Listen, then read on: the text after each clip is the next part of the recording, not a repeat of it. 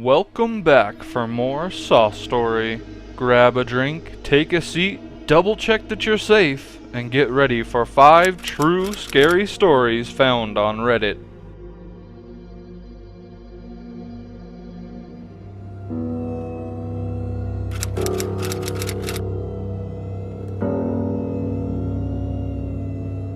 Shortly after graduating from high school, I woke up one morning and found my father dead in our living room. I tried giving CPR, but he was already dead by the time I came out. I suffered PTSD from this event and would regularly have nightmares where I would be walking to the living room and I would realize what I was about to see and I would start screaming before I got there. Then I would wake up screaming. This lasted about a year where I was not a functioning human being. I would stay awake for days to not have to experience the dream over again. Then, one day I had a mental break in the middle of the day. According to my girlfriend, who is now my wife, she said I tensed up like I was having a seizure for about an hour straight. In my mind, I had to keep living out that morning over and over, but I would stop myself before I went into the living room with a primal scream, which my wife said I would do in real life as well, until I finally let myself go into the living room and see my father's dead body. After I came out of it, I did not have the nightmares anymore. Flash forward to 2005. I joined the army and am in Iraq. I was leading a convoy and we had intel that terrorists were sending children out in front of convoys to get them to stop so they could ambush them. As I'm driving, a kid runs out about 300 meters in front of my vehicle and I froze. We had orders to run over anyone in our way and I was dreading having to make this decision. My truck chief is screaming at me to floor it, so I do. But luckily, the kid dodges out of the way at the last second. When we get to the next fob, I go to get some sleep but am disturbed about the moral choices I had made that day. As I fall asleep, I have a nightmare that I am driving again, and the kid jumps out in front of me. This time, I run him over, but then stop, feeling the horror of what I did. I go to check the body, and as I go around to the back of the truck, I get that same dread I used to. Somehow, in my brain, I remember my old nightmares and assure myself it's not the same. But as I get around the truck, I see my father's dead body, and I go straight into my primal screaming again, only to wake up screaming and running. I mean, I am at full sprint as I wake up, and in a part of the fob I don't recognize. I thankfully haven't suffered from these nightmares anymore, but I'm in constant fear of my own screwed up mind.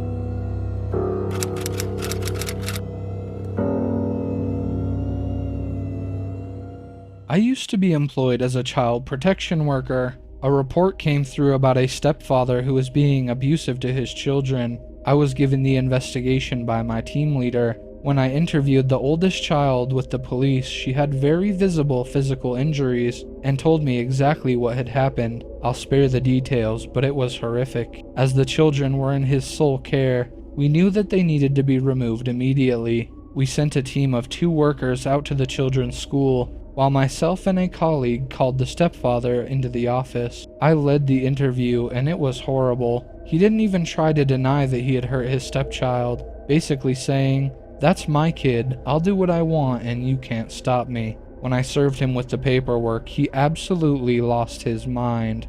He was swearing and screaming and said, "If we were outside this building right now, I would kill you." We ended up running out of the interview room, pressing our emergency alarm, and I even had to make a police report about the whole thing. It got really messy. The next day we had court for the children, and my manager decided I shouldn't attend due to everything that had happened the previous day. My colleague who attended told me that this man was at court and yelled several times something to the effect of, "Where is that worker who took my kids?" while calling me names. I remember feeling a little freaked out, but it's not uncommon to hear things similar to this when you have to remove a child. It's understandable that emotions are very high. You build a bit of resilience working in this field, and overall I mainly felt relieved that those children had been placed with an aunt and were safe. About 2 weeks later, I had to stay back late at the office on an unrelated job. It was about 9 p.m. when I finished and I was the only person there. I walked out the back of the building to my car. It was really dark, but when I got close, I thought I saw a shadow moving at the front of my car. Just for a second, and then it was gone. I was about 20 meters away at this point, but it startled me. I stood there for a second just looking at my car, wondering if I was just being paranoid. While staring into the darkness, I started hearing tiny rustling noises, and whether imagined or not, all of the true crime horror stories I've ever heard flashed into my mind. Safe to say, I freaked myself out and sprinted back into the building. I called my boyfriend to come and pick me up, explaining what had happened. By the time he drove up to the front doors, I had convinced myself that I was being silly and asked him to drive me around to my car. He circled around, and with the headlights shining on my car, I could very clearly see that all 4 of my tires had been slashed. I was an absolute mess that night and called the police immediately. I was pretty sure that this man was responsible, but as I hadn't seen him, I couldn't say for sure. I took a few days off and came back to a meeting with my manager, who had put together a safety plan for me and the other staff. She'd organized to have a security guard escort us to our cars, and said very clearly that no one was to stay in the building after hours alone. Then, about a week later, a letter was delivered to the office addressed to me. Any mail that comes into the office goes through our reception staff. Our lovely receptionist opened it, and it was a note that said, "You're as good as dead." The words were typed and printed. She was an older woman and burst into tears when she read it. It didn't say who had sent it, but I am convinced it was this same man. Over the next few weeks, letters kept coming, each one getting longer. They addressed me with horrible names, calling me a homewrecker, saying that I kidnapped children. It was just horrible, horrible stuff. The threats in those letters were the worst. The person writing them threatened to assault, torture, and kill me, find out where I live, and burn down the entire building. To be honest, the police were less than helpful. They basically said that given the nature of our work, they couldn't conclusively say it was this man, although they had questioned him. To me, it all seemed like a pretty massive coincidence. I'd never had anything like this happen before. They did say they were taking the letters very seriously and tracking down where they'd been posted from, but I never heard anything back about that. My workplace took the threats very seriously too. All of the security was bumped up across the building, and all staff completed refresher training on emergency management. One day, on the way home from work, I noticed that a car was following me. At first, I thought I was being paranoid, so I drove down a bunch of little streets, double-backed onto the same route in a way that would make absolutely no sense. Even after all that, a dark green Camry was still paced a little way behind me. I freaked out, but had already planned in my head what I would do in this situation. I headed straight to the police station, planning to pull right up to the front of the building and beat my horn until I had someone's attention. The second I pulled into the police station, the green Camry drove straight past and disappeared down a nearby side street. I sat there for a good 20 minutes, too scared to get out of the car in case they came back around the corner. It dawned on me that in my panic, I'd forgotten to get the license plate. That still upsets me to this day. I told the police what I knew, but they told me that the man didn't have any car registered in his name. This was the final straw for me. I was a nervous wreck. I was looking around constantly at work and at home. I knew that he lived relatively close to me, so I even stopped going grocery shopping in case I ran into him. I stayed on stress leave for a month and heard from colleagues that the letters kept arriving. I was very honestly ready to quit. But then, the pandemic happened. It really changed everything. Everyone went into lockdown, and all access to the office was restricted. I started back working from home, driving a work car to and from appointments. I didn't go into the office regularly anymore, only allowed in small working groups when absolutely necessary. Over the next year, the letters slowed and eventually stopped. By the time we were allowed back in the office, there hadn't been any sign of this man for almost 7 months. About a year later, I left child protection. I don't know what happened with those children, but my hope is that they are happy and safe with their family. And as for the man who I believe stalked and threatened me for doing my job, let's not meet ever again.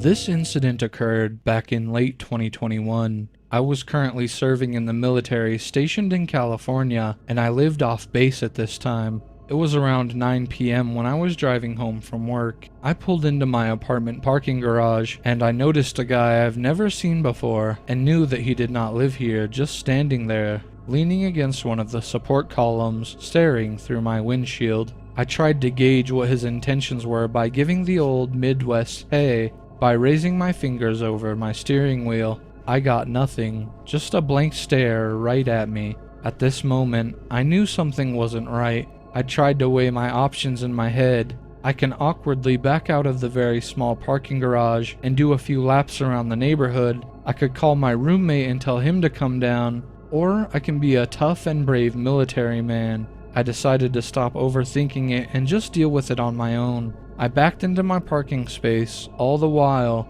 this guy is directly across from me, staring at me. I again do the Midwest finger wave over the steering wheel with zero reaction from the guy. I grit my teeth and get out of my car and start walking towards the only staircase up to my apartment, which he is standing directly in front of, so I obviously have to walk right past him. I start approaching and say, "Hey, how's it going?" just to gauge his friendliness one more time, and got absolutely nothing. So at this point, I'm thinking I'm gonna either get stabbed in the neck or shot in the back of the head when I pass him, but nothing happened. I realized I was just overthinking it and began walking up the stairs to my apartment. I get about a quarter of the way up when I hear running behind me. I started to run up the stairs, skipping a few steps and completely eat it, cutting my hands and bleeding. But at this point, I didn't care at all. I got up and kept going up the stairs and got to my door. This scene was honestly straight out of a horror movie.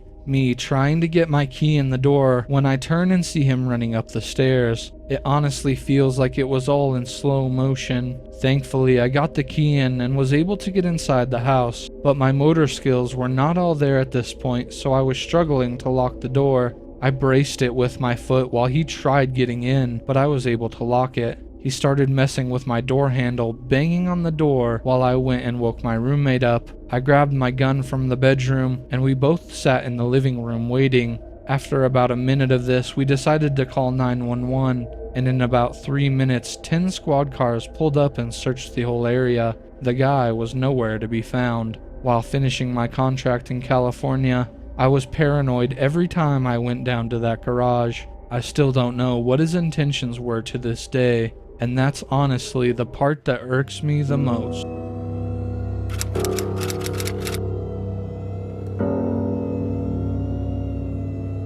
Around 8 or 9 years ago, I was hanging out at my old house, chowing down on some food my mom cooked. It was pretty early, like around 11 a.m., so my big brother was at school and my dad was at work. After I finished eating what my mom had prepared for me, the home phone started ringing, and I told my mom before she went upstairs to her room. She told me not to answer it, but as soon as she was out of sight, I just couldn't resist picking it up to see who was calling. When I picked up the call, it was my mom's voice on the other end, saying, "Hey, is this Christina?" I was like, "Yeah, why?" We had a whole chat just like we were in the same room, but here's the weird part. My real mom was still upstairs, not on the phone with me. And while I was talking to her, I could hear my dad, who was at work, chatting with her too. I asked my mom if that was Dad, and she said it was. I even asked if I could talk to him, and she passed the phone to him.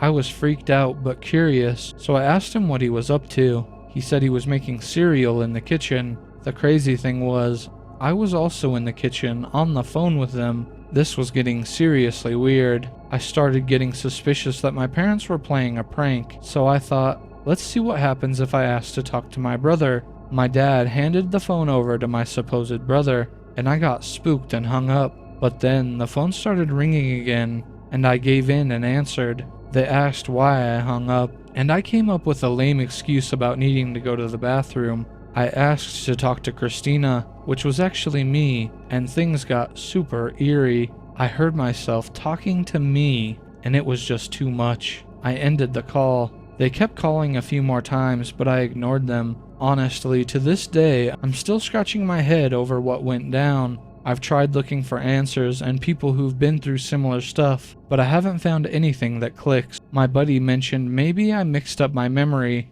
or had some kind of wild dream, but I'm pretty sure what I experienced was as real as it gets. If anyone out there has a clue or went through something similar to this, help a confused soul out.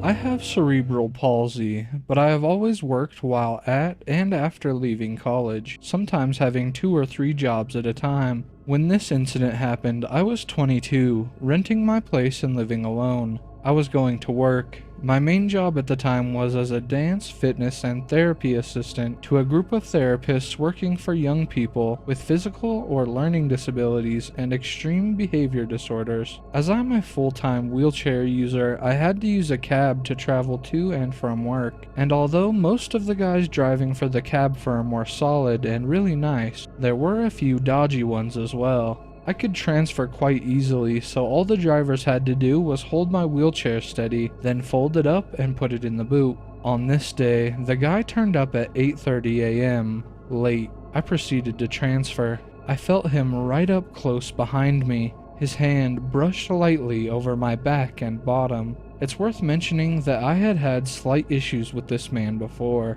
mostly making smutty remarks and asking me out for a drink. When I said no, he got slightly nasty and I ended up having to report it to the firm. As I'm disabled, there wasn't much I could do as I was holding myself up and I couldn't let go of the door. I swore at him, managing to swing around to sit in the car, and told him never to do that. He just laughed and smirked. We started to drive. 10 minutes in, I noticed we weren't going the regular route to get to the center where I work. Being angry, and also the fact that I was already late for work, I asked him about it. He ignored my questions and said in a cold voice, "You know I live around here? I could take you to my flat where my 3 mates are, and there wouldn't be anything you could do about it." When he said this, I was crying inside, but I said in my bravest voice, "If I'm much later, work will call me and they have your firm's details too." With that, he scowled at me big time. And after a while, I soon recognized the usual route to work. When I arrived there, my boss was worried when he saw the driver, and he asked me if I was okay. After a while, I was able to tell my supervisor what had happened, and she first called the cab firm and then the police, who came to interview me at work and then talk to the man. I don't know what happened to him, but I never saw him again.